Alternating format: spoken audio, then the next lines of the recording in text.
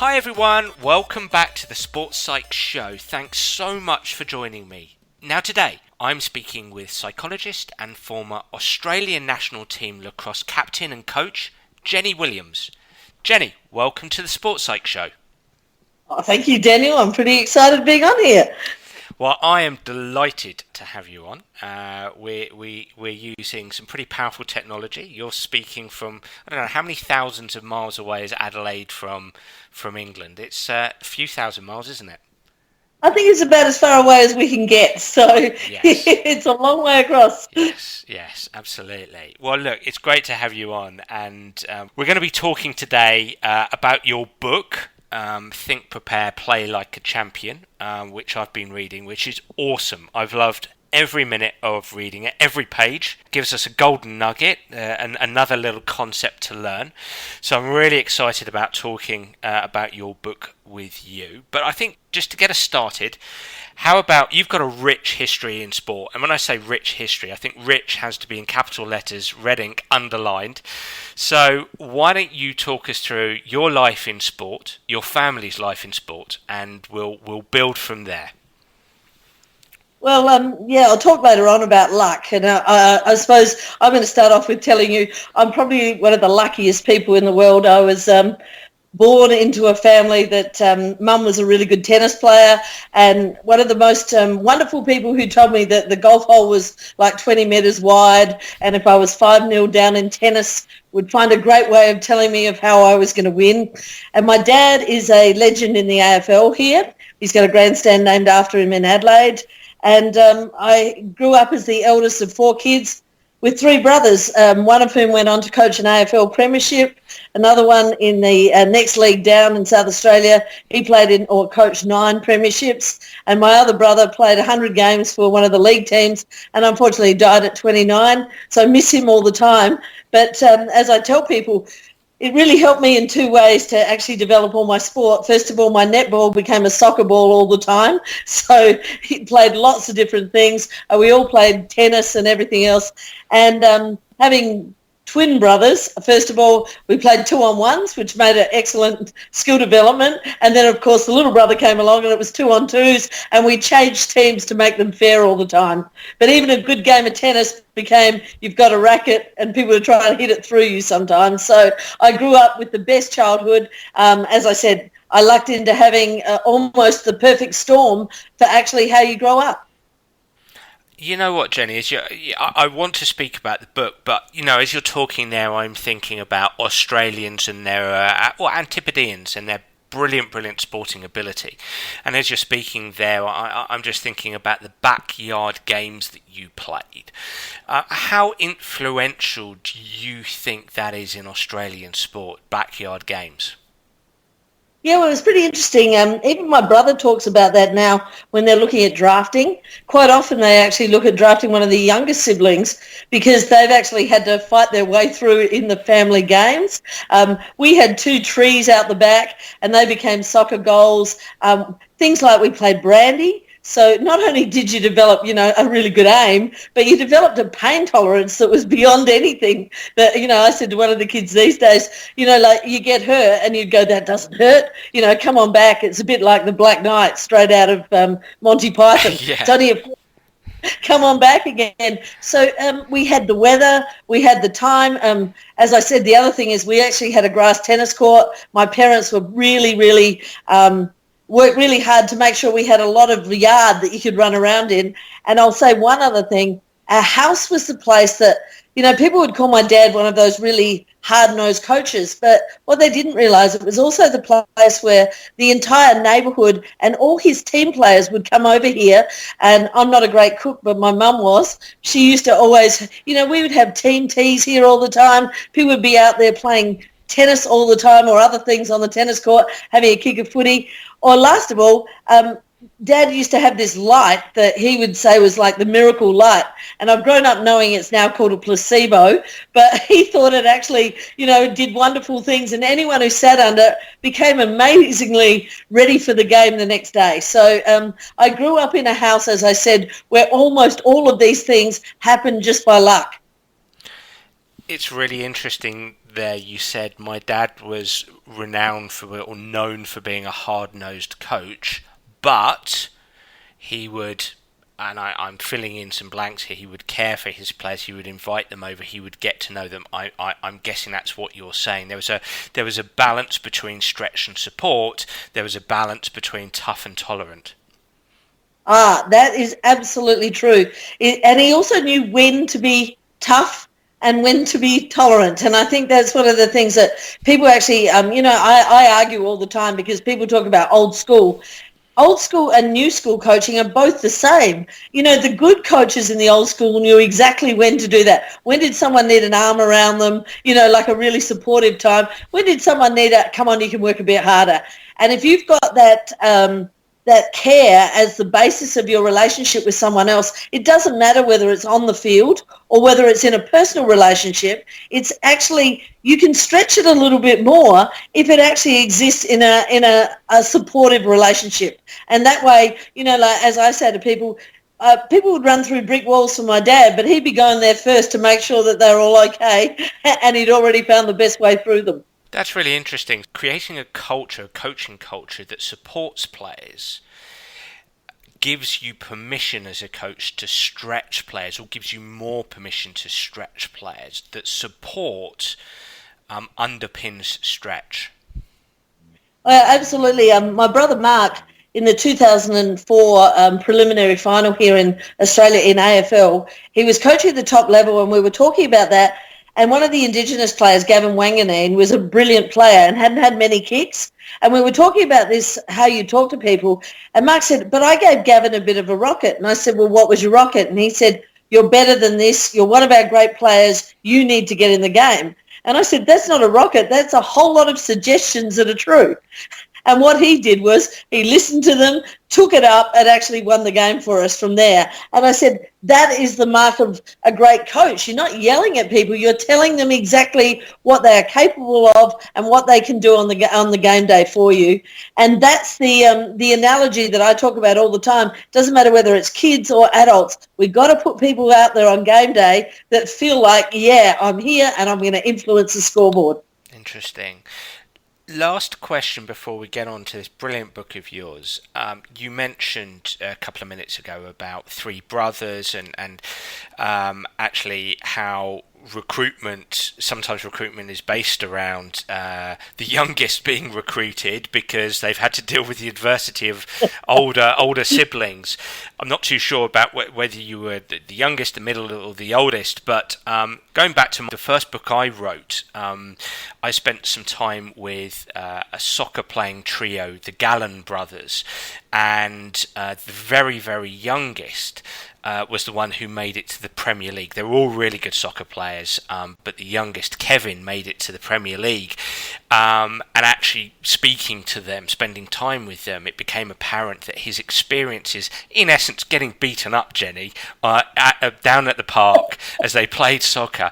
But in all seriousness, he had to build the capacity to play against his two older, stronger, better brothers. And I seriously think that experience made a difference to his progress, the acceleration of his progress. You had three brothers. Did that make a difference to your capacity, your ability in sport? Do you think that made you a better sporting competitor? Yeah, for two reasons. I was oldest, and at the time I remember I ended up playing lacrosse because in Australia in those days women didn't play football. Having said that, I commentated the AFL here, did all of that, and actually used to play, but there was no leagues or anything. So in fact, I actually started the Women's Football League in South Australia here, but I was too busy playing Australian lacrosse to actually play in it all the time. But what happened was, it gave me a cross-sport advantage where there wasn't one thing that we hadn't tried or played together. And so when I first played lacrosse, the concept of, we had a lecturer at university and he was an old soccer guy, and the concept of playing with width and depth became normal for us, and people hadn't seen that before, and carrying the ball until someone actually took it off you or was in a better position. So when I had brothers, You had to be better than them and you had to be tough. And in doing so, what it did was I also had a dad that believed smarts was also part of the equation. So not only did you have to be as tough as the boys, my dad expected me to be as smart as anyone else, to learn, to look at other sports. And I think the other thing is I think people forget to teach kids the word notice. Notice things about yourself. Notice things about your opponent. Notice how you're feeling. How's your heart rate? So before I became a psychologist, I had actually worked out, I never get a dry mouth. All these other people tell me about a dry mouth. And it happened to me once. And I'm going, that must mean I'm actually not where I should be. And all I did was take a fizzy drink, tell my head that I'm feeling better, and put some good music on, brought myself back into feeling good. But all that came from was the capacity to notice myself, my opponent, even down to what shoes are they wearing. They're flat shoes. I've got sprigs on. I'm dodging every time. That person can only go right. I can go both ways, dodge them that way. So that capacity to be both physically, mentally, and also technically goes along with the smarts of the game. See, what's really fascinating there, listening to you as a psychologist, putting my psychologist cap on, this sentence, I experienced a dry mouth, I had a fizzy drink, and I told myself I'm okay. You've got 3 serious skills there. First skill is the self-awareness piece, the self-skill, the self-awareness. I'm aware of my dry mouth. Okay, I'm not in the right place here. The second skill is a behavioural skill of, well, what's the solution here? Well, I'm going to have a drink. That is a genuine behavioural intervention, right? And then the third skill is that self-talk piece, to talk back to yourself. Okay, I'm okay now. I'm ready to play. So without overly intellectualizing what you've said, which was brilliant, that just, as a psychologist, you can actually frame that as, well, you actually went about managing yourself in that situation.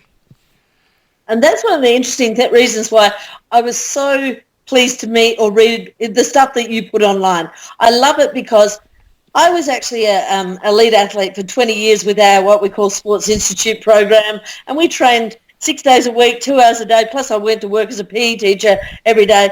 And one of the big things is we'd often start to do psychology, and I would argue with the psychologists because they would be telling me, oh, no, you should be doing this, and I'd be going, but I can do more than that. I can go over the top. So I started to actually notice and talk to people, and they didn't notice about themselves. They didn't get how heart rate went with how I'm actually got what's going on in my head. And they didn't sleep the night before games because they were playing the whole thing. Well, I actually learnt to go, there's a song out of Jesus Christ Superstar, try not to get worried, try not to turn on to problems that upset you. Everything's all right. Yes, everything's fine. So in other words, what I started to understand was I loved group stuff. I was the captain of most of the teams. I played state soccer, cricket, touch for South Australia. So I took different sports, the best of it, into each other's games, but also the thinking of what made a champion. I started to see, I dealt with great women that I played with, and we played everything together, and so we wanted to see if we could win every sport at top level in South Australia possible and then take it to the world. And in doing so, for instance, the Americans used wooden sticks, one hand as women, and we went, nah, we're ever going to beat America, we've got to be different and play our way. And sometimes you're not so popular too because you actually want to wear a helmet. And they all say, no way, women don't do that. And I go, well, hold it, the ball's going to hit you regardless of what gender you are. So again, using your smarts, making sure you're not injured because you actually use the protective equipment that you actually need. So everything you're saying to me is, how do we put it all together? And even to the extent where I have my angry young men, they have to listen to a nice, calming radio station in the car or have a tape of calming songs because I don't need road rage because if they're going to get angry on a field, they're going to get angry in the car at some stage. Well, you use the term putting it all together, and what a life you've had in sport, what experiences playing, coaching, and then studying to be a psychologist, and putting some of this together, putting some of your experiences and knowledge together to write this book, Think, Prepare, Play Like a Champion. which you kindly sent me via airmail and arrived, and I've loved reading it. And talking about putting these things together, because I think that's, as a psychologist, I believe, and I'm sure you'd back me up on this, I think we're sense makers in many respects, Jenny. We try to help coaches and players make sense of themselves and the world around them. And a lot of them do a very good job of that anyway. But we can add a bit more value sometimes, or help them do that in a structured way, or a framework, or an easier way. And what I love what you've done with your book is you've created a framework or a system, and it's the STAR system, which we're gonna talk about in this podcast over the next 45 minutes, and break it down and have a good old discussion about each point of the STAR. You've got a STAR system, and they've got 7 points. So how did you come up with a STAR system? Where did that evolve? How did that evolve? Well, it's interesting what you said about making sense. I, as a psychologist, you would have seen about 58 million diagrams with correlations between this and all of that. And I often find I'm dealing with people who want to learn, and I'm a teacher by trade. And teaching means even complex ideas, how do we make them as simple as possible so people will actually go, oh, that's pretty easy, I can do that. And someone, when I was looking at all the different things, someone said to me, how do you make someone a star like you?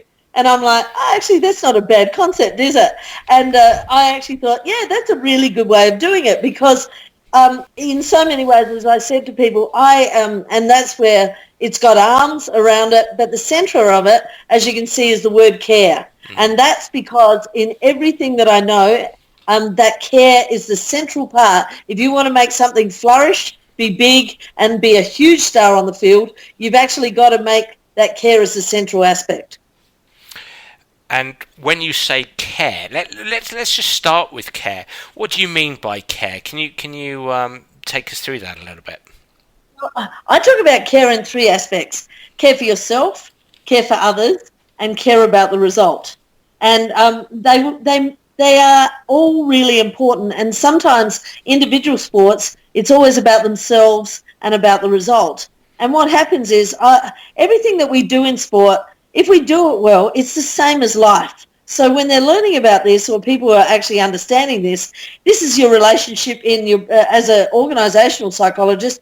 This is the workforce. If you're the boss, there are going to be times, but if you don't care about others and it's only yourself and the result, even Olympians grow up to be very successful, a lot of swimmers, etc. And we had them even here in Australia throwing their medals in the bin 10 years later. And as I say to everyone, the thing about care is my trophies, and I have a zillion of them, not one of them ever hugs me. They don't care about me. They never text me on my birthday or anything else like that.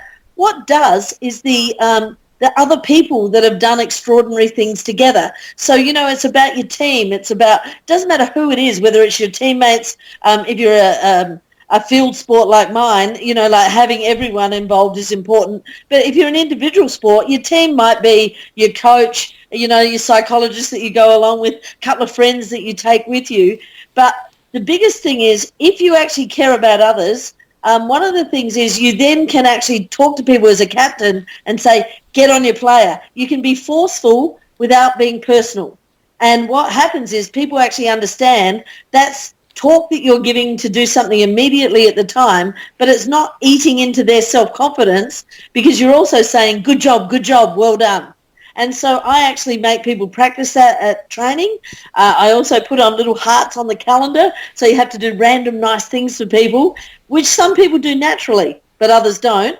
And for some other people, who I call a little bit of Eeyores, they need some self-care. They need some people to actually tell them how good they are, remind them of all the great stuff they did, because they're too busy worrying about their mistakes. So there's those 3 aspects of care that work together. And interestingly, I'm just going to finish that. Google just talked about the number one thing that made teams important, and they've got so much data, and it was actually this psychological safety.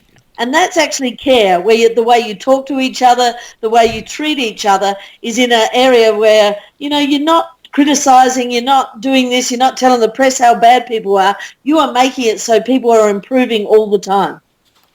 Interesting. And your star has 7 points, which correlates to 7 components that influence care.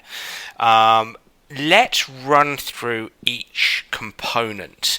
And to introduce each component, I'm just going to read out so the audience get a feel for the contents of the book. I'm going to read out at the beginning of each chapter. You've neatly summarized the key concepts of each component. So the first component we'll look at is luck. The luck factor. Really interesting that you've chosen to put this as a component. I really like that. And you've written here in your key concepts box, you lucked into some things in life and out in others. Accept the good luck, explain away the bad luck, and wherever possible, influence your future luck through preparation, critical thinking, and hard work. Talk to us about luck, Jenny. Why did you include that? And tell us a little bit about your viewpoint on luck. Yeah. Before I start, I'll just go back to explaining one thing that I've got usually as I use as a visual aid if anyone ever looks it up. Have you ever seen one of those stars that's collapsible or goes out wide and comes in narrow? The name, I don't know what they are, but I use that and I show everyone and say, what size do you want to be? This size where you're feeling great, you can do everything, or do you want to be shrunk down, right? And that's basically, it's a great analogy because if every player thinks, am I getting bigger all the time, or what's actually shrinking me, then you start to understand this critical thinking. And one of those is, I have a boy who is head prefect at one of our best schools here, one of the junior Australian captains in cricket. And when I asked him about luck, yes, and a lot of people think specifically about the sport and luck, and my golfers told me there was no such thing as luck until I showed them video clips of hitting rakes and going back on hitting rocks. Yeah. And all of a sudden, the concept of luck starts to really count. And with this guy, I said to him, did you put an order in to be tall, good-looking, from a family that could afford you to send you to the best school? Was there any order beforehand? And, of course, the answer was no. And everyone tells me you can be anything you want to be, Jenny. And I actually, just as a bit of a joke, say I wanted to be the Pope and I didn't get a penis. And everyone laughed with that because, again, I'm not being rude there, but what I'm saying is sometimes we lie to kids. If you're 5'0", your chance of making it as an NBA forward is very, very difficult. So, there are things we've lucked into, and even to the extent where I was born in January. And in Australia, January is the best month to be born because the cut-offs for all the sport are December 31st. So again, when I was in year 9 at school, I noticed I was running against everyone who was a year 8. So luck from that point of view is often people who are born in those months get given better coaching because they're bigger, stronger, and at 10 years of age, you're about 10% bigger or stronger or brain development than other kids who were born a month before who happen to be in the age group because they happen to be, sorry, you've got to be in the next age group up. And so once people understand there is a thing called luck, and sometimes maybe even in circumstances, you've lucked out and you're going to learn something. And that's where I go on about Daniel Kahneman, because he's an old psychologist who won the Nobel Prize for economics. And one of his biggest things is what you see is all there is. And so luck often is, I'm seeing everything that is good about my life as being attributed to me, and everyone who's got a poor thing, that's their bad luck and they did it on purpose. And the answer is, once you understand luck, you then start to go, well, what am I going to do about it? If that's happened, maybe I have to fight a bit more. Maybe I have to go and meet some different people. I've got to take a chance on this. So what it does is it frames all the rest of saying, we don't deserve anything when we just pop out. What are we going to do about when we fell on either side, and how are we going to be better? It's interesting, Jenny, because you're somebody who, we've really only just met on Skype here, but one can instantly tell you would define yourself. I would dare say part of your identity is to be a very positive person, a very outgoing person. That's clear to me. And I think sometimes people who say, well, hold on a minute, you can't just achieve anything in life. And maybe people say, oh, there's such a thing as luck, they get accused of being negative.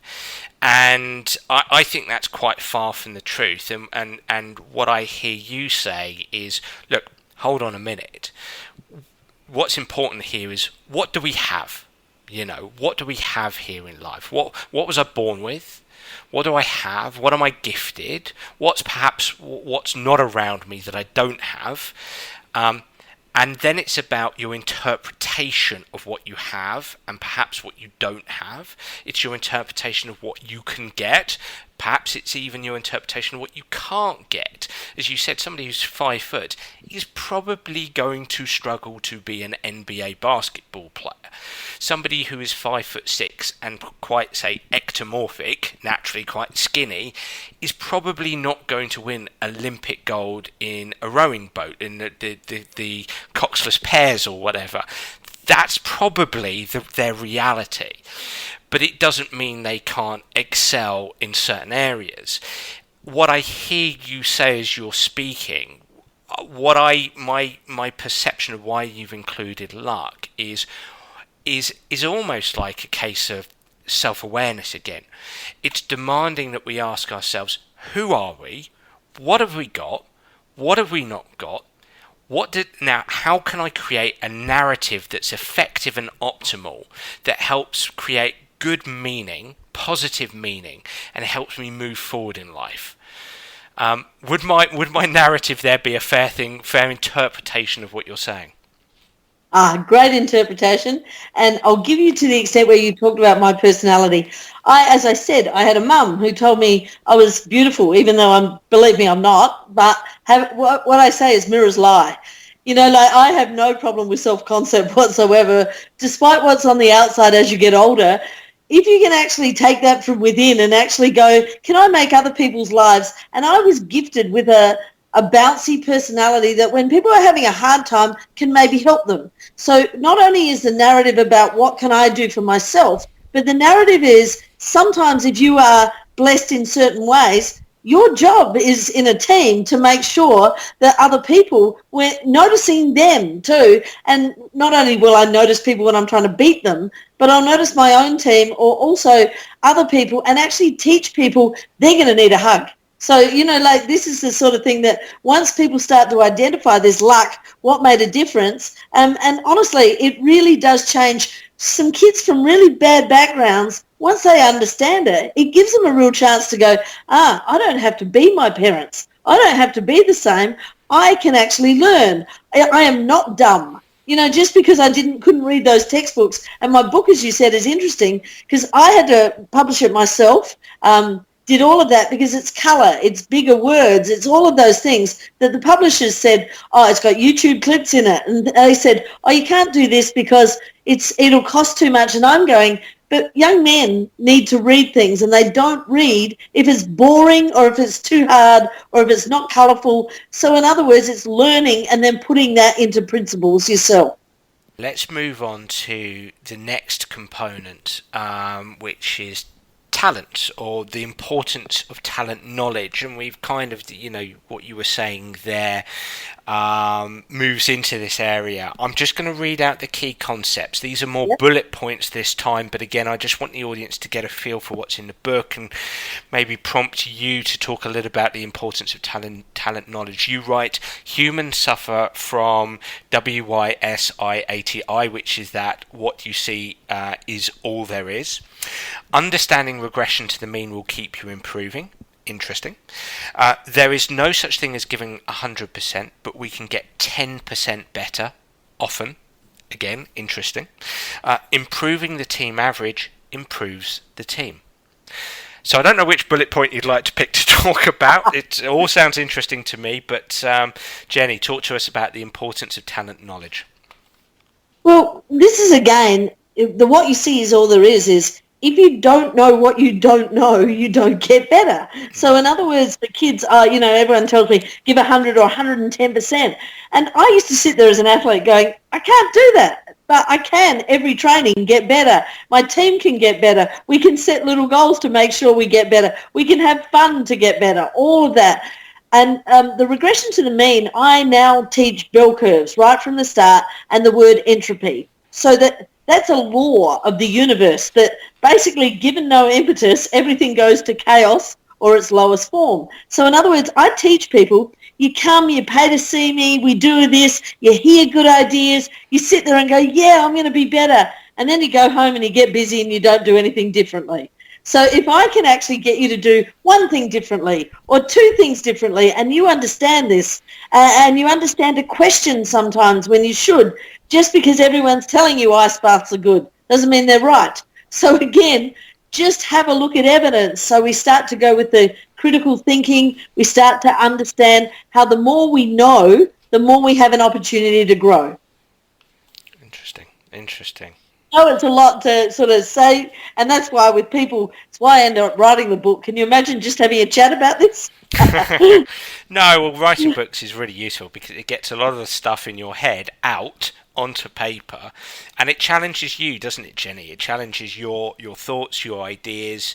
Not everybody sees the world in the same way, and so when people read things, they read things from a different lens, a different prism, if you like. And I mean, have you found that? I mean, just sort of a question for you here: have you found people who have read the book have challenged you about some of the things that you've said? Well, that's actually the number one thing on my first slide when I do talks usually, is that, critical thinking means do challenge me, ask me questions. Why did I get that? And again, as I said to someone too, I also am one of those people, if I do a seminar, I walk around the room and I'll point to people and say, what do you think? But before I do, I set up that psychological safety to say, we're here to have a go. Because if you're going to be great at anything, you're going to have a go at something, understanding you are not an expert. So when you're actually talking about talent knowledge, that's the other thing, is to actually find experts in everything, because you're more likely to fast track. And in doing so, if I'm asking your opinion on something, have one, learn, we might be right or wrong, and you might actually go, but if you never make a mistake and you get stuck in your mistakes, I can guarantee you'll never be a champion. It's the people that actually have a go. You make a mistake, but what am I going to do differently? How am I going to change it? What am I going to do so I'm better next time? That psychological safety piece is so important, isn't it? And you were saying there about being a champion. You were talking there about being an expert, and that draws us neatly towards the next component, which is mastery, which is something I'm absolutely fascinated with. And key concepts here, and it's going to be an interesting conversation here because you allude to the 10,000 hours, which has a great deal of controversy, but I think you address this in your book, but in this chapter.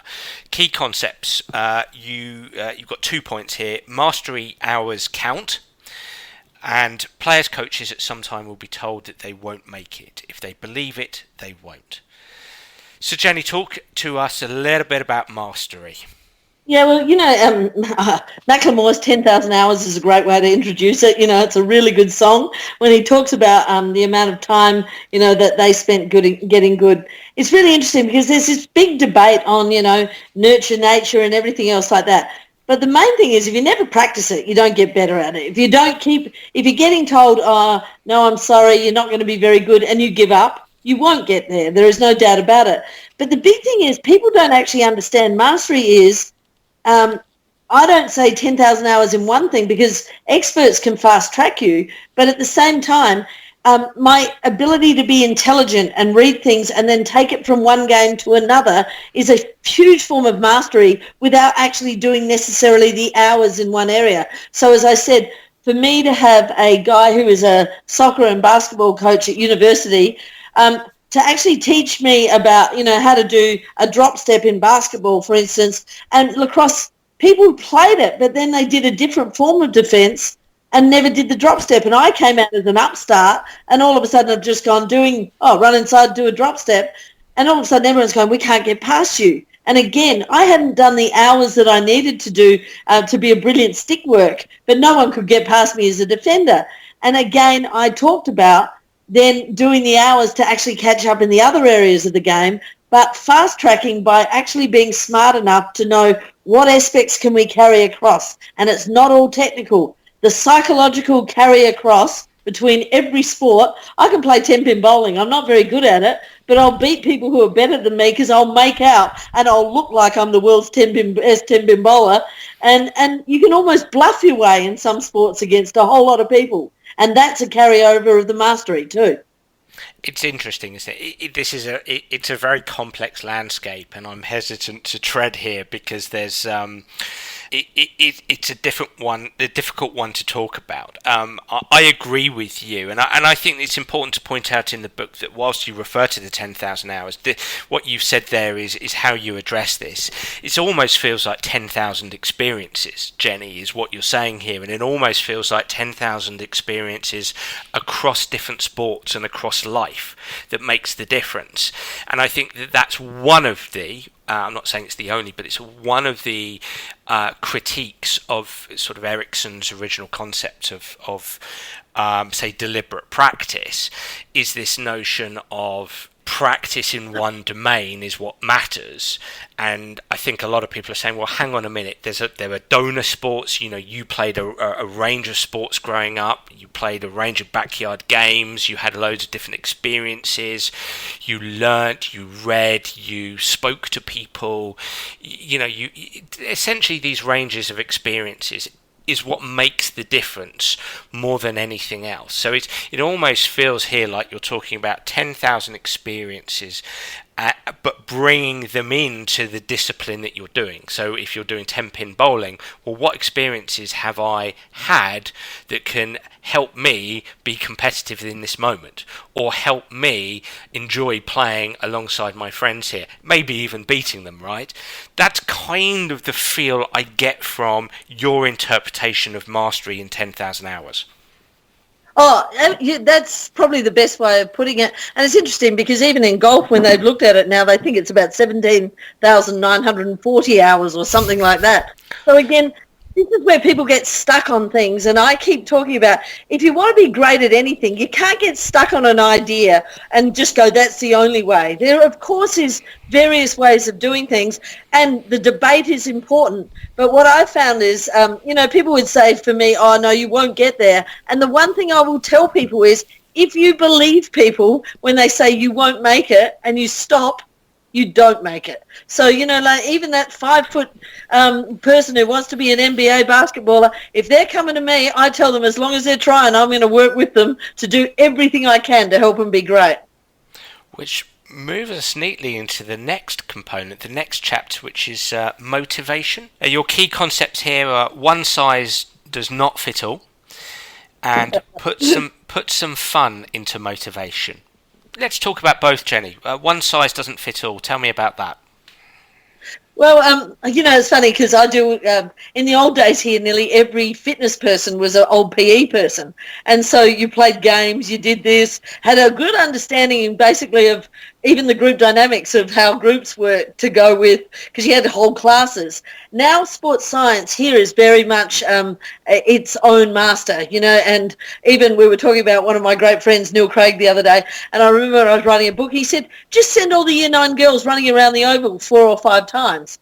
And I'm going, Neil, you haven't taught Year 9 girls recently, have you?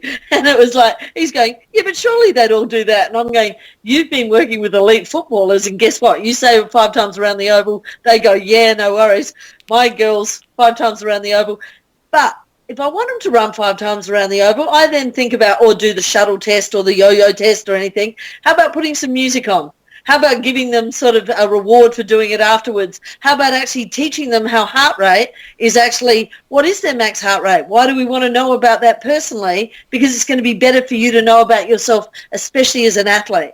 And that's one of the things I'm really keen on, is athletes not being lab rats. Athletes should learn about their own bodies, why they do that. And one of the things is, if they're bored, actually say, what can I do to make this better? And I was laughing because I was watching elite guys all do swimming, and they were all, having to do swimming. And I said, why are you doing swimming? And they said, oh, it's part of rehab, Jen. And they were so slow and boring. And I said to the guy, can I stop this for a sec? And we put them into teams, worked out, made them all about even, and then started to have little races. Competitiveness, all of a sudden, everything went up 3 notches. And the guy goes to me, why aren't they like this always? And I'm like, because they're footballers, not swimmers. They actually swimming's not their thing. Competitiveness is always their thing if they're going to be great. And so, again, it's actually understanding that. I like Pink stuff with motivation.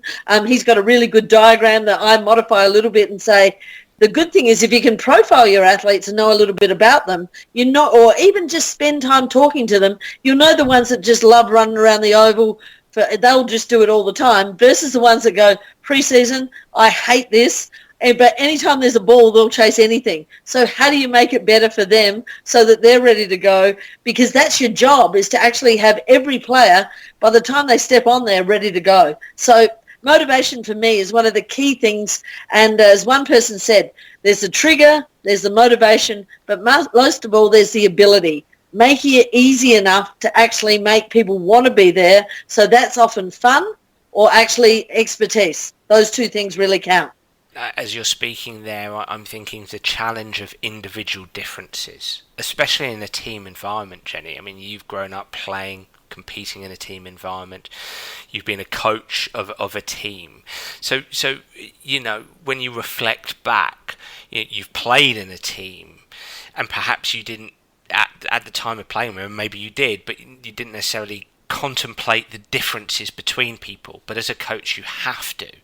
That's a real headache for coaches, isn't it? That's really, really tough for them to be able to manage individual differences.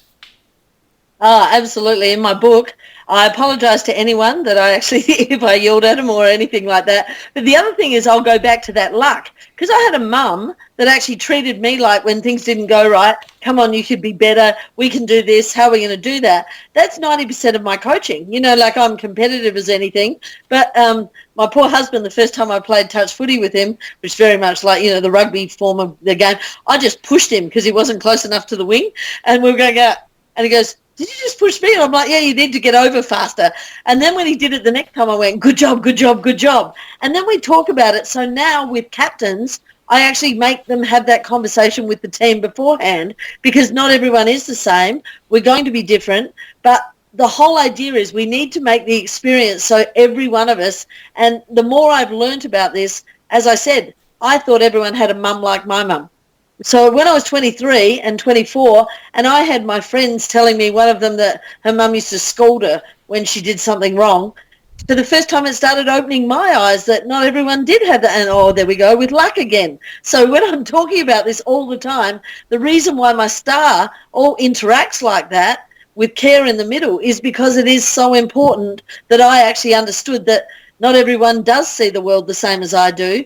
But sometimes I'd like them to, because it's a nice way of seeing it. I feel that the most important word you said there was conversation. And I say the most important word because in my experience of working with sports participants and coaches over the last 20 years, is that coaches are scared of conversation. And let me explain what I mean by that. Or they're scared of promoting the idea of conversation between players. What I've found is that coaches will say, "Oh well, we don't want to overcomplicate things," or "all players just want to do." And I have some empathy and sympathy for both positions.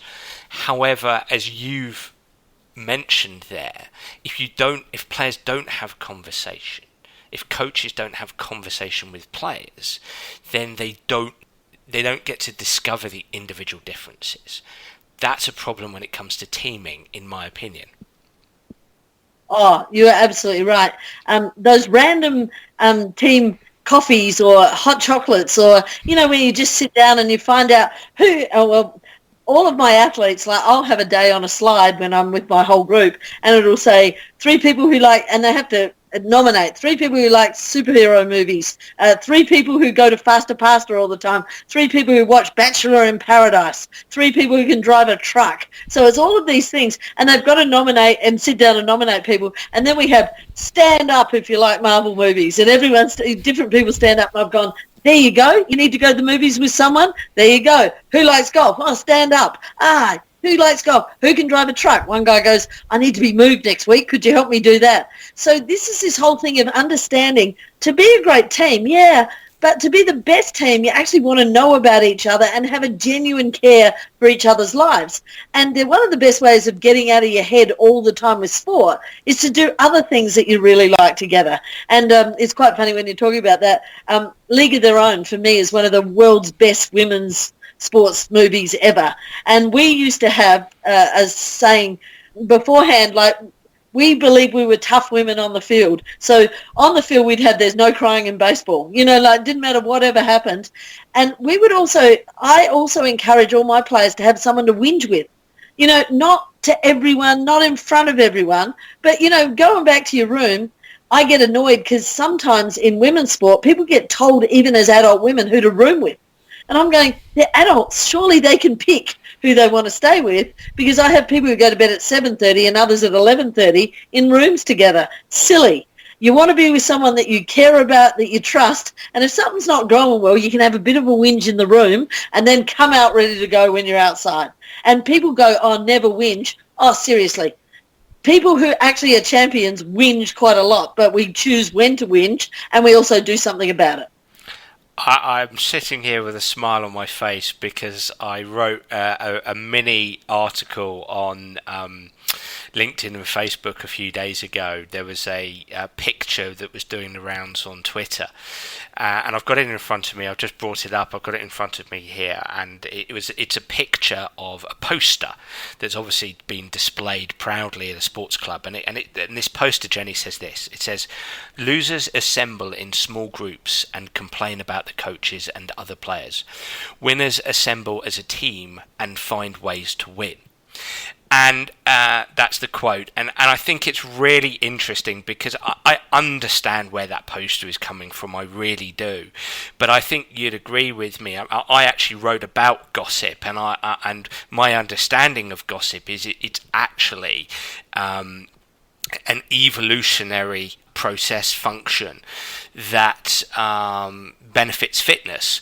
So gossip is actually a behaviour that's incredibly important to human survival, and it dates back as far as the beginning of human language, and it helps people work out the intentions of others, and it helps out the most appropriate forms of behaviour that will benefit them within the group. It helps people to get along and to get ahead. And what I was trying to say in this article was, look, gossip, yes, it has very negative connotations. Whinging might have negative connotations, but I think in a culture we do have to accept it's going to be there. And it has social utility. It is useful in many respects because that's helping people manage their anxiety. It's helping them understand their environment. It's helping them understand decisions and rules and what other people do and how other people act and behave. It's actually an important part of a team. We can manage that as coaches, we can help manage that culture, but ultimately we do have to accept it's going to be there. And so I love what you've just said there. Yeah, we see, that's why I watch, as I said, some of the things you write, and I just sit there and go, yep, absolutely, to me. And this is why, as I said, my book is on the bell curve. It's called Think, Prepare, Play Like a Champion, not because I'm saying there's anything other than most people come from average, so they have learnt from average, they repeat average. Champions are quite different, and that means they will be annoyed at things, they will be all of that, but they'll find a way. Instead of actually just saying, oh yeah, whinging all the time, they'll do something about it, and they'll find the right people maybe to have a whinge. And so I get people come and have a whinge to me, and I'm going, have you tried this and this? And one person said, no wonder I come to you, you come up with ideas. And I'm like, yes, but if you'd never whinged, I wouldn't have known, and we wouldn't have got together, and you wouldn't have got better. So again, there is a purpose for things, and we'll go back to one size doesn't fit everyone all the time. Absolutely. Next component, thinking styles. I have to say, when I was reading this, I loved it, and this seems like a real passion of yours, a real interest of yours, the thinking styles. Just reading the key concepts here. Tigger Eeyore thinking can create superheroes, supervillains, or anxious victims. Talk to us a little bit about Tigger Eeyore thinking. This is taking me back to my Winnie the Pooh days. Well, he was brilliant, actually, when you look at personality stuff. But all I do is You can see on the slides that I've sort of got there. Yeah. I would always look at when we lost something, because I had a mum who would say, yep, you're going to rebound and everything. You forget your mistakes. You make them, but you're always going to go, oh, yeah, okay, what are we going to do? Tigers are, by the way, tigers and tigers are very much alike, except tigers blame other people and then tell everyone else that they're not allowed to have any form of excuses whatsoever. Tigers, we do make little excuses about things. We'll say that the sun got in our eyes or whatever. But the biggest thing is we actually get back by being better prepared. So Eeyores, the difference is, and again, it's often family background or even really bad coaches. If you are stuck in an environment that you're only being judged on your sport, it can really eat into people's self-confidence. And often when they make a mistake, they get caught in their mistake and don't know how to get over it, and it stays for a long time. And Eeyores with two E's do that. Eeyores with one E are a bit like the tiger. They want to be punished because that's the way they've actually grown up. And all I try and teach, and it's a really easy philosophy. Like maybe you could look at some of the leader of the free world as being a bit of a tiger, and there's no excuses, and yet we'll make them themselves. So I actually say to Eeyores, I'm going to give you a little insight. We do make excuses, but with it, if you do the 2 new plans all the time, so one excuse, because that'll keep your star big, you feeling better, even if it's it's you. Just go, stupid Jenny, that's what I might do, and go, but I'll be already thinking, what am I going to do instead? So, if I miss a ball or something like that, it'll be get down further to it, do this. So it's not eating into my thinking at any time in the game. It's allowing me to stay big and keep influencing the game. And in doing so, that's one of the most important things, is this feeling that you're always in it, you're not going to get knocked down. And if you've had a loss, instead of going, oh, woe is me, it's what am I going to do about it? I'm back again. And I talk about the analogy of one of my coaches one day. We went to America and we beat every side except we drew with one. And I had the last shot. And he said to me, you lost the game for us because you had 7 turnovers. And people in the room just looked at me. And, of course, my personality, I went, but I got the ball 42 times. That seems to be 35 pluses to me. And again, the other girl that he blamed, I said, and she got it 32 times and she had this many. So we're in the game. We influenced it. And I'm going to make a mistake to get the ball that many times. And it's funny because other people then go, in games, when I play with kids, I want them to change hands. I want them to get better. So the whole thing is you're allowed to make mistakes. And at training, we set up drills that you're going to make mistakes and go again. And in a seminar, I'm going to ask you a question and you're going to disagree or whatever, but it doesn't matter because it's actually the learning process. And once you start to actually be committed that you are doing everything you can to be better, you stop being fearful of mistakes and you start sticking up for yourself on a field and off the field. You also talk about another key concept in this chapter. Natural adrenaline is the drug of choice. The right amount gets you into the flow zone and helps you stay there. Tell us a bit about adrenaline. I see. In the diagram, and it's not my stuff, flow, but flow, the challenge is up the side and the skills and competencies are down the bottom.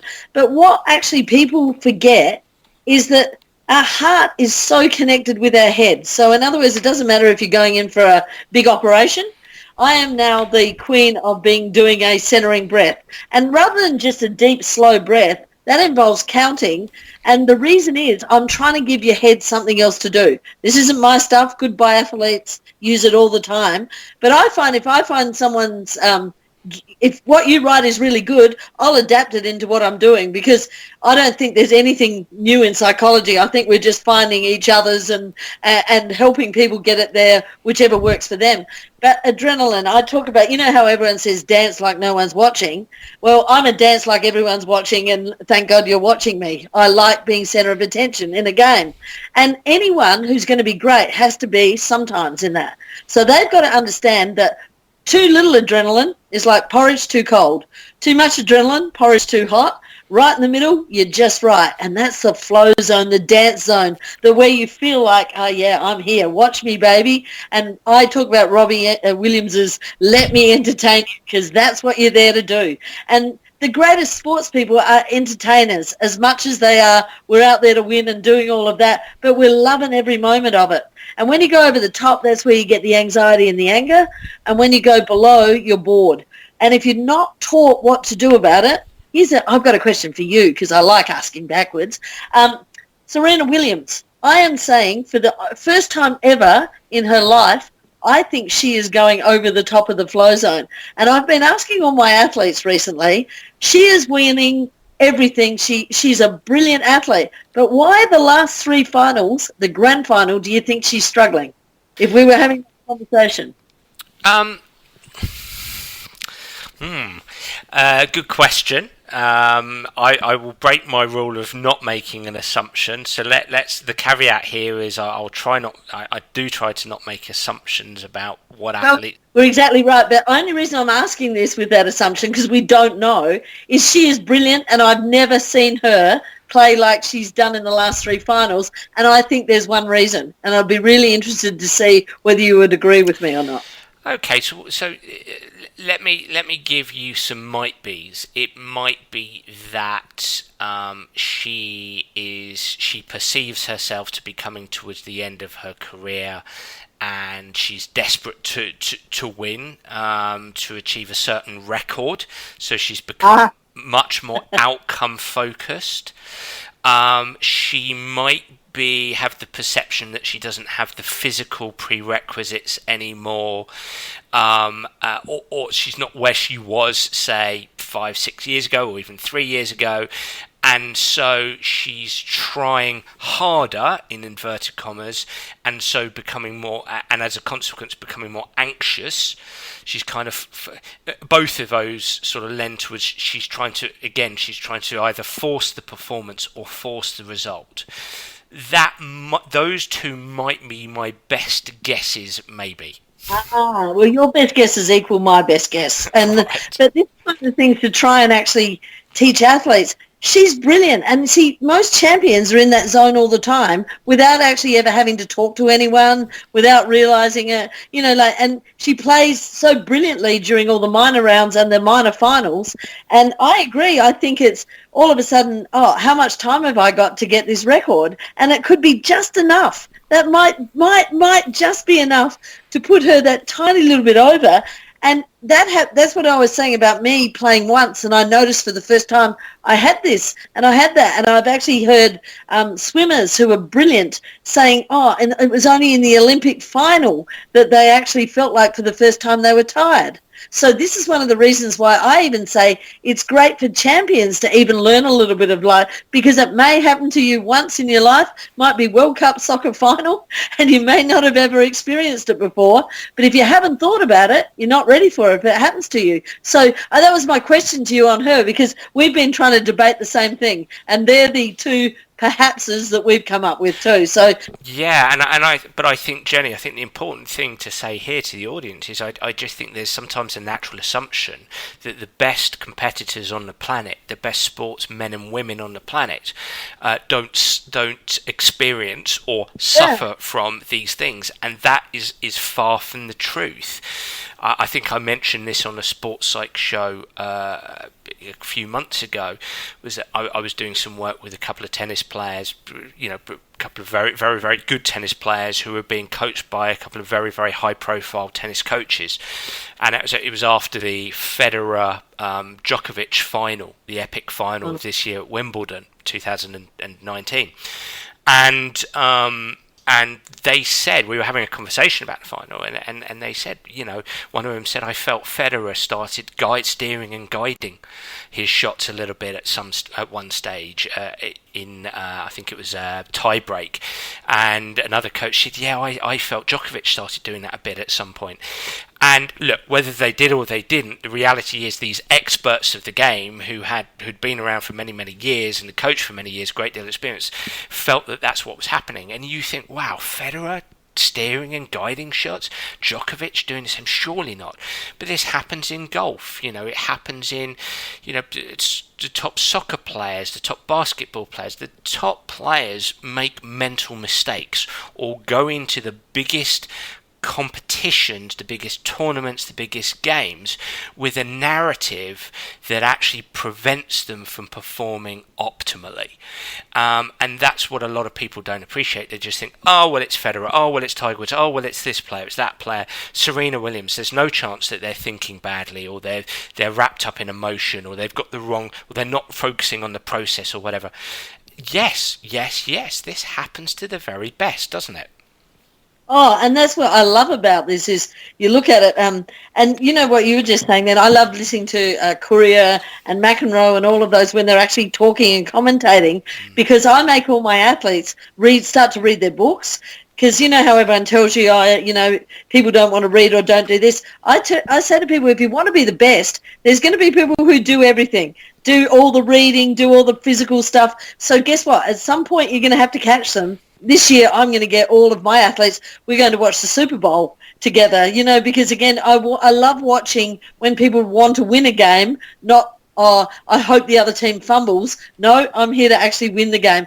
And so that's why even what you're just saying there, watching games, listening to people talk about it, and observing the fact that everyone can learn something about when you get nervous. What does it feel like? What could you do a little bit about it? And it's actually human nature that it's going to happen at some time. But what I like about it is what we teach, and if people do it and they follow it, it works for, as I said, operations. It works for other times when you're doing exams. So, it's actually teaching people when you go over, you're angry or anxious, how do we bring you back again? And that's, by the way, one of the things I think music is so underrated in how it can actually alter mood. It really can help with a lot of things like that. But people, and a highlight tape, watching good things about yourself. A lot of people don't ever watch themselves doing things really well and then wonder why they don't have a mental picture of what that looks like.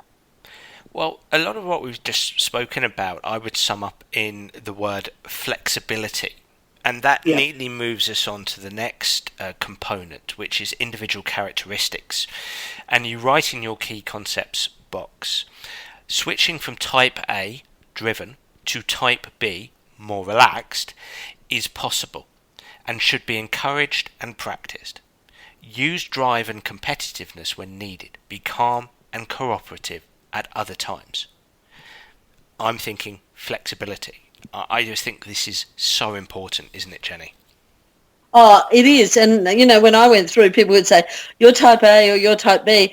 And the funny thing is, anyone who knows me will see me driven as anything. And I've worked with people that say, oh, Jenny's always like this. And then there's someone else at the coffee shop who goes, do you ever do any work? You're always having fun sitting around talking with people, And again, I say to people, this is one of the things that is deliberate that we can learn. We can deliberately learn that, we can be driven when we need to be, do all the hard work, reward yourself sometimes.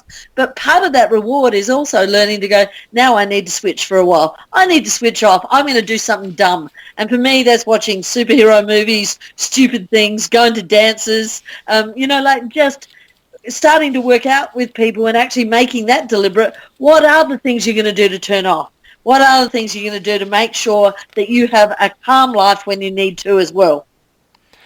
And I think a lot of athletes, certainly at the adult elite level, have a mental battle, a battle with their self-narrative, if you like, around this, because they're highly competitive, as you say, and they feel they should be thinking about it all the time. To be switched on all the time, for me, at the adult elite level, is to be, and even in the developing elite level, is to be constantly thinking about it. And they have to be, potentially have to be more flexible with their narrative here. They need to understand that actually taking a step back, taking their mind away from their sport onto something else, enhances their capacity to progress and perform in their sport. Yeah, and that's probably one thing that we need to talk to people about. When I was talking about the Tigger or Eeyore thing, one of the things that I find Eeyores, when they actually do step away, some of them will actually drink, gamble, screen time, or drugs, because that's sort of the release. Okay, I work so hard, And some of them, when things go wrong, they turn to these things as their other influences. And in fact, it actually makes everything worse. And they start to think they're not capable of things. And other people then damn them for how dare you go out and do that. While I'm actually sitting there going, how can we actually help them? Because if they're the best players, my job and the coach's job is to work together to actually go, how do we help these guys? Because technically and physically, they're better than anyone else. They need the psychological help that makes sure that those, if you're technically and physically 9 out of 10, but you're psychologically 2 out of 10, when you hit the game, you're going to be way under your potential. So this is this whole thing about coaching. Coaching is realizing the potential of everyone that you've got in your organization. And when you do that, it doesn't, if you win or not, you'll be a lot closer to winning. I think you will win, but you will actually be on your way to having a great, people go on about culture. Culture is people and how you treat them. So, there's not all or nothing, but it's actually working out who you're going to help, how we're going to do this, and how we're going to learn to be flexible in our approach when we need to be. A final component, monitor, evaluate, and plan. Really, really interesting chapter. One of your key concepts is don't fall for random statistics and snake oil. Tell us a little bit about that, Jenny. Monitoring is actually starting to look at, is it true? Is it not true? Could there be other reasons for that? And like I even talk about I sat in a meeting where the statistics guy was saying, this team is ahead of us because they do this and this and this, and they were rambling. And I said, wait a minute, they've played all their games indoors and our team's played all their games outdoors in rain. Do you think there might be a difference because of that? And they went, oh, we hadn't thought of that. So again, I really liked coaching teams to have someone who's your devil's advocate, to actually ask questions, to double check on things. Snake oil, I am always one that if the placebo is fun. So for me and my teammates, we used to go around before a game and either have one piece of pre-game chocolate or a red frog or two. And when we ate them, we would tell each other, it was a bit of a pre-game ritual, you're all going to be a champion, you are feeling great, you're going to do amazing today. And again, it's totally placebo, but because it was a shared experience and we're all doing it together, it almost relaxed everyone. It was fun and something to do. But then I get other people like, they were drinking beetroot juice beyond what I could believe because it was going to give you a 0.001, whatever it was. And I'm going, and you're doing no psychology. You want a more than 0.001, then know which of the two is going to give you a better outcome. And that's the biggest thing that I find at the moment is, again, when I did sports psych, they used to get us to write out goal. I don't do goal setting. I talk about targets because our poor kids here in Australia have been told about goal setting since they were, I think, 6 months old. And when you say it's like blah, blah, blah, blah, blah, like a lot don't. But when I go, what do you want to do? And then how do we get there? And we put 3 little actions and then we talk about 3 things they did well every game. What can they improve on? I give parents permission to give one piece of advice. Parents learn about expertise and that they're not one of them, but they can have one piece of advice. So this monitoring is not only the player, but the people who surround them. And they also, the players start to understand, are my coaches making me better or worse? Because I'm going to tell you, they start to understand their teachers at school. Some are going to be excellent. Everything, including coaches and teachers, fall on bell curves. So start to understand if you've unlucked into one at the end because they happen to have coach written on the back of their shirt, and a lot of people make one mistake. Players have been great players, so immediately they become coaches and everyone thinks it's the same skill set. It definitely isn't, and it can actually destroy a lot of young people if they're not good at that. Absolutely. So that's part of the monitoring, evaluating and planning. Yeah, and it's interesting as you're speaking then, you're talking about coach ability, coach capability. It's something I think that's often overlooked in the development of a young player as they grow. The quality of coaching that they've received. That's a heavily mediating factor of their progression in their game and their participation as well. They'll probably drop out if they don't enjoy being coached. They don't enjoy the coach that they're experiencing at any given time. I think that's we have to be really, really mindful of that. And I say that I think 99% of coaches strive to do the best that they can possibly do with the knowledge that they have and the capability that they have. But coach education is such an important thing to help coaches be the best that they can be, so that player experiences are that good whereby they want to participate, they keep progressing, and when they're at a level when performance is important, they go out and they perform. Yeah, I think that's another thing to remember about coaches, because I think people do go out with mainly the best of intentions, but in doing so, when they go over the top themselves, so when we're talking about that flow zone, coaches actually go outside it, and if they go outside it, they tend to take captains and players with them. But most of all, when people go outside that flow zone, part of anxiety is forgetting what your behaviour is and not even recognising that you're doing it. So this is one of the things that sometimes even coaches don't know what they're doing or how they're doing that, because when they go back to their own narrative, as you talk about in their head, oh, I'm a good coach. No, I don't do that. And to actually get people sometimes to video people and talk to them afterwards and say, see, when you act like that, see what your players are looking like. Do you think, and even people who didn't like being shouted at themselves tend to coach the same way that they were coached, because way they know. So again, I talk about that in the book, as well as selection of coaches, because people go to interviews and they have what Robert Hogan, who's another personality psych, calls the bright side, the side that we like to present when we're there. And when people go into their dark side, which, as he said, bright side's what you go out with, dark side's what you marry, and your motives is whether you stay together or not. It's a really important point, because I have coaches who get interviewed and then the challenge goes up because they're now national coaches or a coach of the Premier League, and they've never experienced that before. So they can't even tell you what their behaviours are like, because they've never seen themselves under that much stress. And often you have assistant coaches who are brilliant with players, great coaches, who all of a sudden then get put into the management job or the manager job, and behaviours come out that no one's ever seen before.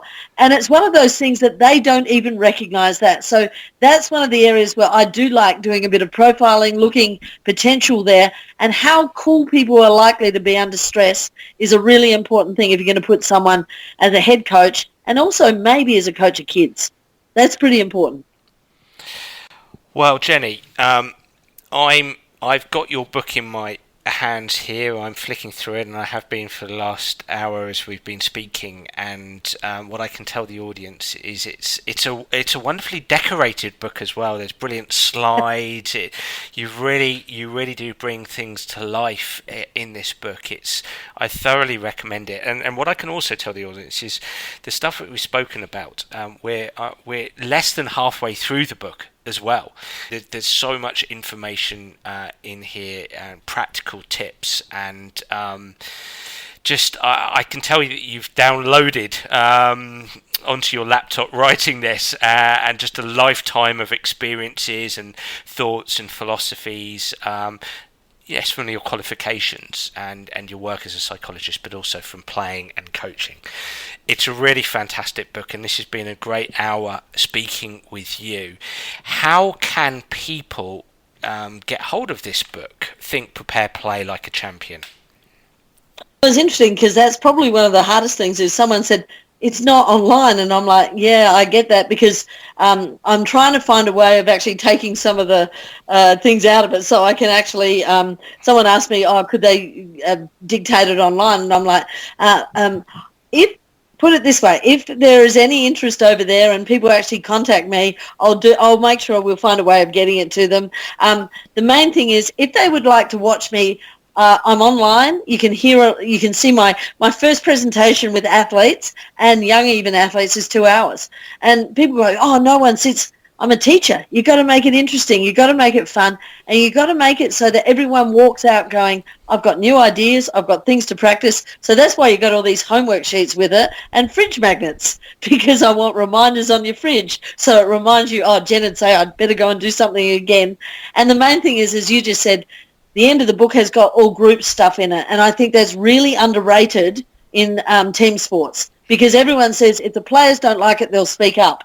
And I will show you 100 examples. If you don't know what social loafing is, if you don't know what Milgram's experiment is, all of this is going to happen to your club, and it's going to make a big difference. So, there'll be a way we can find this out.